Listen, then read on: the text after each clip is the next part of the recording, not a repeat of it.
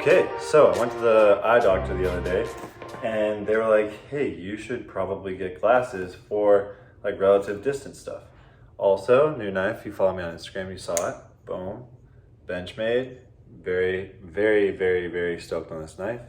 It was a big boy purchase for me. Anyways, I went to Warby Parker, not a sponsor, also not a sponsor. Paid full price for these, which is considerably less than the regular ones.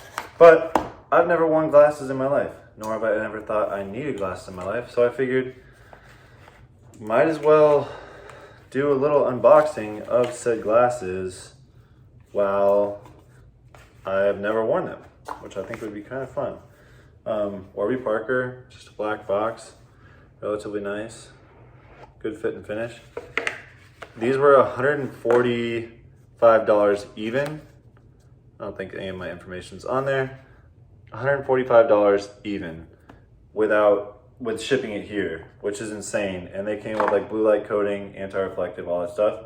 I went to Lens Crafters to get my eyes checked. When they told me I needed glasses, they quoted me $330 just for the lenses. That was without the frames.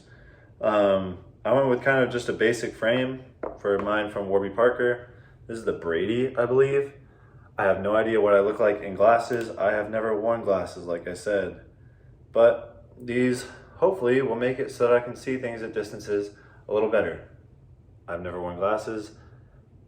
We shall see. The Maker's Mark logo, which is over here. The Maker's Mark bottle, which is over here on the camera. That bottle for me is a little blurry, so I'm hoping that putting these on will make that clear. They're very light glasses. This is kind of weird for me because I don't want to have to wear glasses. I hope it works. I hope they work. Wowza, do they work? That is so much clearer. What? No way. That is I'm like speechless how blind I actually That's crazy. Wow. You win some, you lose some. That's what my glasses look like though. $145 and you get that kind of a reaction. So I'll take it. And they're blue light glasses because I got the blue light coating as well. That's pretty cool. I'm not gonna lie. It makes a huge difference. It's a pretty much night and day difference. Shouts out to Warby Parker. They send this cool little case along with the glasses for $145. My prescription glasses. That's really impressive. Shouts out to Warby Parker, not a sponsor. I'm pretty stoked with these. Let me know what you guys think. Do they look okay on me? Look pretty?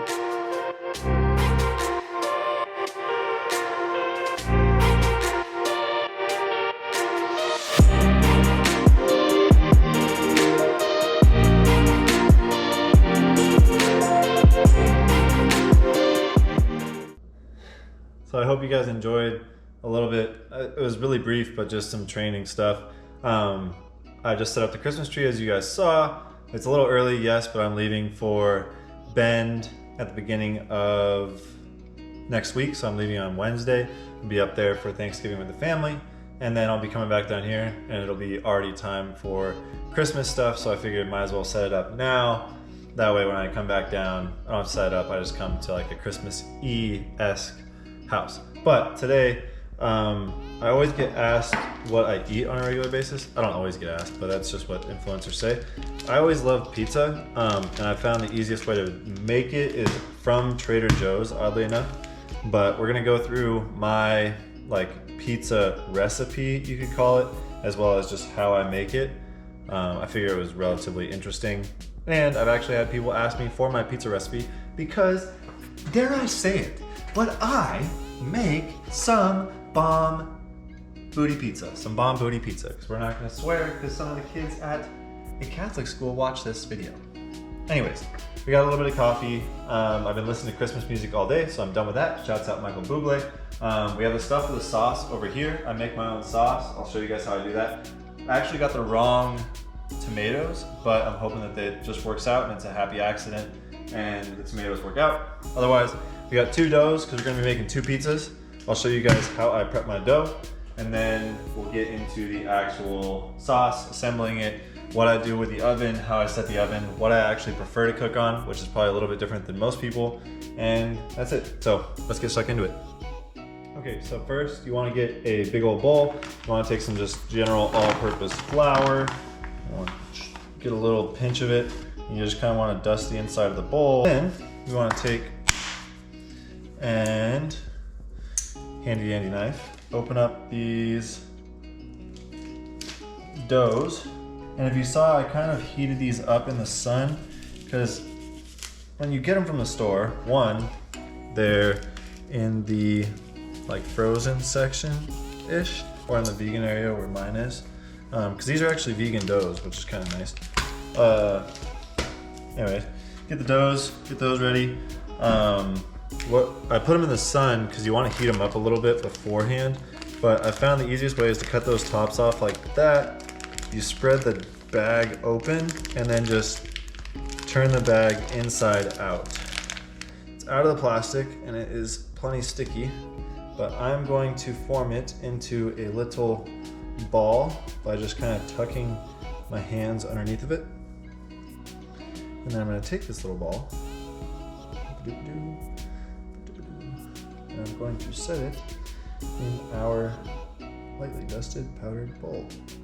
Okay, now got your dough all doughy and being dough-like, chilling in your bowl, and then you're going to preheat your oven. So let's read what it says on the bag. Preheat oven to 475 for best results. So we are going to preheat the oven for 475 for best results. So that is going. Now we're just going to take a towel, place the towel over the top of our little bag, or our little bowl there. And we're going to set the bowl on top of the oven because as the oven preheats, that is going to warm up the bottom of the bowl. That's going to get the dough going. Coffee break.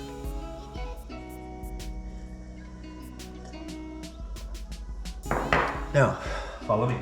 So with the dough now rising, the oven preheating, the dough is then going to get rolled out over on the other counter, but we are going to make our sauce. Now, I don't have an exact recipe, but you basically just need 1 can of crushed or diced tomatoes and 1 thing of the Italian tomato paste. I then use salt, Italian seasoning, black pepper, a little garlic powder. Fresh garlic would always be better, but I don't have any. Onion powder, and a little cane sugar. This is brown sugar. Any sugar really works, but sugar is the key ingredient in a good pasta sauce. So you're gonna open up the can, bada bing, bada boom. This one has green chilies in it, which was an accident when I got it, but hopefully it's a happy accident. Diced and fire roasted with organic green chilies. I don't think anybody's ever complained about having some peppers on the pizza, you know? Ain't nobody complaining about a little pepper on the pizza. Nobody's complaining about a little pepper on the pizza. Anyways, boom. You slide this bad boy out, and some people will be like, oh, just use a quarter, whatever, of the tube. No, just use the whole tube. We want the whole thing. Tomato paste versus the tomato sauce and or tomato, diced tomatoes. The tomato paste is basically condensed tomatoes, so a lot less liquid. But it's also what makes the tomato sauce a little bit thicker, because if you just put crushed up tomatoes on there, it is going to be very, very runny. Hold on, Devin's calling me. Okay, brief interruption from Devin, but got the tomato paste in there. I go relatively heavy with the salt, and then I kind of just guess on everything else. Like it's a pizza sauce. It doesn't have to be anything crazy. Garlic powder. We're gonna go with some of this onion powder. A little onion powder. The onion powder just adds a little bit of bitterness to the sauce, I've found. You grab your little Ninja blender. Give it a little shake, a little spin. Then we go boom, and then cover your ears. Okay, so once it gets to this kind of color, little consistency, this one's got some black specks in it because it was those roasted tomatoes. Tap it down. Oh, I forgot the key ingredient. What am I doing, Mitch? What are we doing here? What are we doing? Come on. I just take a pinch, a little bit more than a pinch. Give that an extra little blend. Now I got the sugar mixed in there.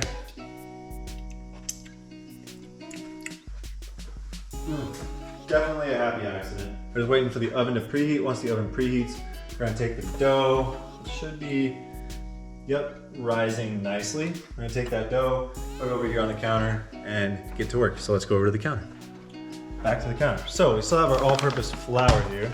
Now, easiest way to do this, just go in here, take a good handful, and I already cleaned this surface. I wanted to make sure it was very clean by the time I was going to get to this step.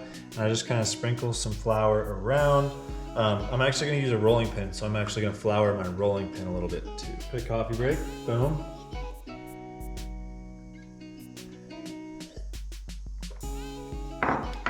Now we have our doughs, and our doughs have risen a little bit nicely. I keep that plastic in there as a nice separator so that the doughs don't coagulate together. Coagulate, probably not the best word for that, but now we have our dough. I just kind of plop it in the middle. I'm just going to start stretching it out. Now, this is where I said it's a little controversial. I use my hands for the majority of it, and then I like mine nice and thin.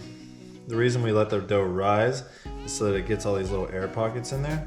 But I'm not a Neapolitan guy. I'm not a Neapolitan pizza guy. I don't like those big old air pockets. I don't like that really, really stiff or really, really soft pizza. I want it to be nice and crispy and good. If you use your knuckles to kind of pull it apart, it makes it a little bit easier than your fingers. You risk getting a tear or a poke in there. So from this point, where it's basically just like a personal size pizza, a little 10-inch, which is probably what they actually want you to make with this style of dough, I'm gonna go a little bit bigger. So we're gonna start from the middle, roll out, we're gonna squish out some of the edges. We're gonna try and keep this circular shape the best we can. Okay, so we have this. Now, my preferred preference of cooking would be a nice heated pizza stone, and I can't even say that because I found this thing.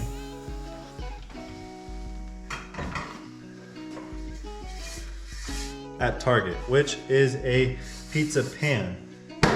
Now they have pizza steels, which are similar to this, but it's just a steel. But this is very, very, very, very, very, very, very non-stick surface. So what I'm gonna do is I'm going to take my roller. I'm gonna kind of pull this up on my roller. So if I just grab it with my hands, it will tear.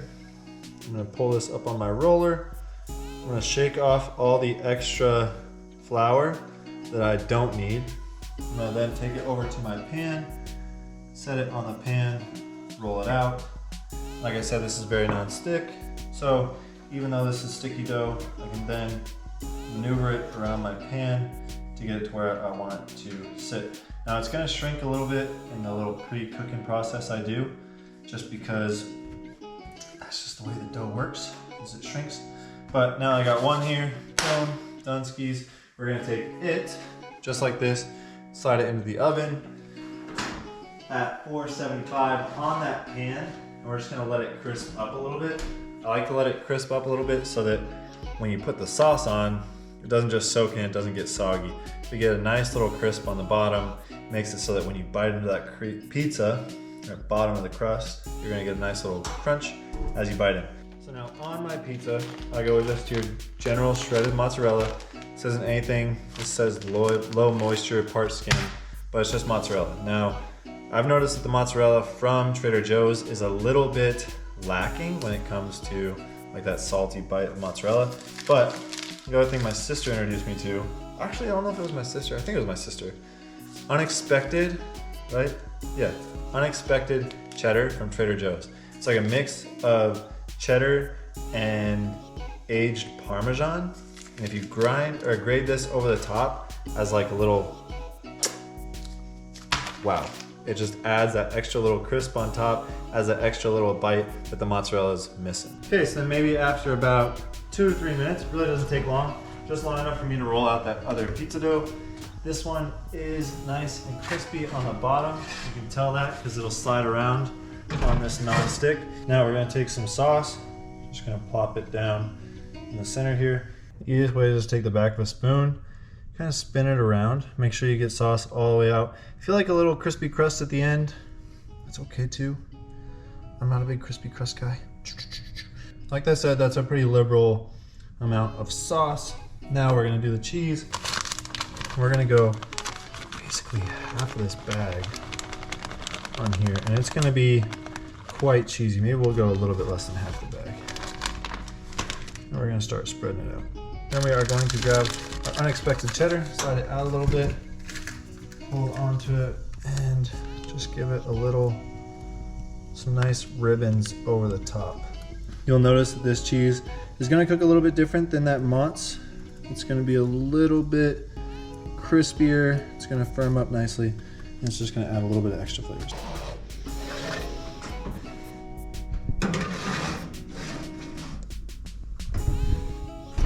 So like I said, about 10 minutes later, and look at how perfect this pizza looks.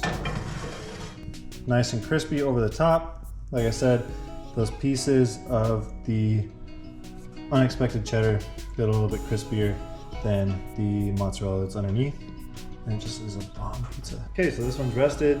This one, I chose to not bake the crust beforehand just to see how it would turn out. And I'll probably have to let you guys know in the comments because I'm gonna end the video as I taste this next one. You guys should be able to hear the crisp of this crust as I cut it. Oh, that is a good crispy crust. Look at this. Oh. Can't tell me that that is not a delicious looking pizza. Now, taste test. Boom, pulls out. Look at that bottom, nice and golden brown. Sauce is still bomb. Might burn my face off here, but that pizza is phenomenal. And that's where I'm gonna end today's video. I hope you guys enjoyed it. Hope you guys learned something about how I make pizza. Training again is gonna pick back up this next week. So I'll keep you guys as up to date as I can on that. Next week probably won't be another pizza review. But I will be up in Bend, so you guys will get to see around Bend maybe even a little bit of snowboarding if there's enough snow to do it. But that's the pizza, that's how I make it. Everything's at Trader Joe's. I'll list how I make it and almost like a full recipe plan down in the description as well. So if you like that, go take a peek. It really is phenomenal pizza if you cook it right. And it's really, really simple, really, really cheap. You get 2 pizzas for like $9. So I can't complain about it. I'll tell you guys how the other one turned out in the description as well. But like always, remember, be nice people, don't hurt yourself, don't hurt others, slow down, don't dance so fast. I'm gonna enjoy this pizza, watch some Sunday football, and I'll talk to you guys all in the next one. Thank you. Goodbye.